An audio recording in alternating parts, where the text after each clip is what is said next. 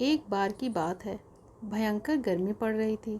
एक नदी के किनारे पर पानी पीने के लिए एक तरफ से शेर आया, दूसरी तरफ से भालू आया। दोनों ही प्यास से व्याकुल थे।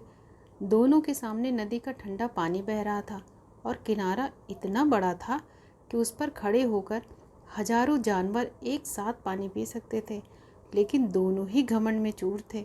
शेर ने कड़क कर कहा, ए भालू, क्या तू नहीं जानता कि मैं इस जंगल का राजा हूँ?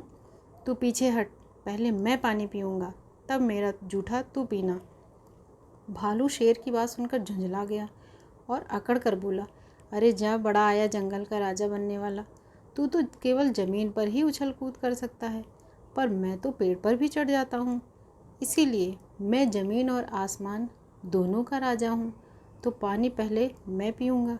भालू की इस बात को सुनकर शेर को बड़ा क्रोध आया और वो आपे से बाहर हो गया और उसने भालू को इतनी तेज मारा कि भालू गिरते गिरते बचा। फिर भालू ने शेर पर हमला किया। दोनों में पूरी तरह युद्ध छिड़ गया। दोनों ही ताकतवर थे और दोनों ही घमंड में चूर थे। दोनों एक दूसरे को पंजों और दांतों से घायल करने लगे।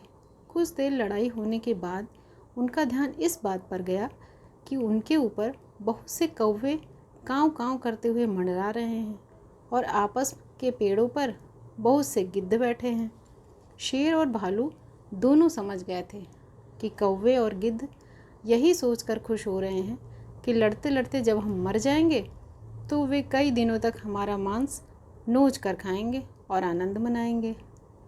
कौवों और गिद्ध की इन बातों को सोचकर शेर और भालू दोनों का गुस्सा ठंडा हो गया और दोनों आपस में कहने लगे कि इन लोगों का भोजन बनने के लिए आपस में लड़ना बेवकूफ़ी है। चलो हम दोनों साथ में ठंडा पानी पीते हैं। दोनों ने भरपेट पानी पिया और जिधर से आए थे उधर चले गए। उनके चले जाने पर कौवे और गिद्ध भी निराश होकर उड़ गए। दोस्तों, ये कहानी हमें ये बताती है कि आपस की ज़्यादातर लड़ाई बिना बात की या फिर छोटी छोटी बातों पर हो जाती है। अगर हम बुद्धिमानी और समझ से काम लें तो वे इसी तरह से रोकी जा सकती हैं, जैसे शेर और भालू की लड़ाई रुक गई। धन्यवाद। अगर आपको वीडियो पसंद आए तो लाइक करें, शेयर करें, सब्सक्राइब करें।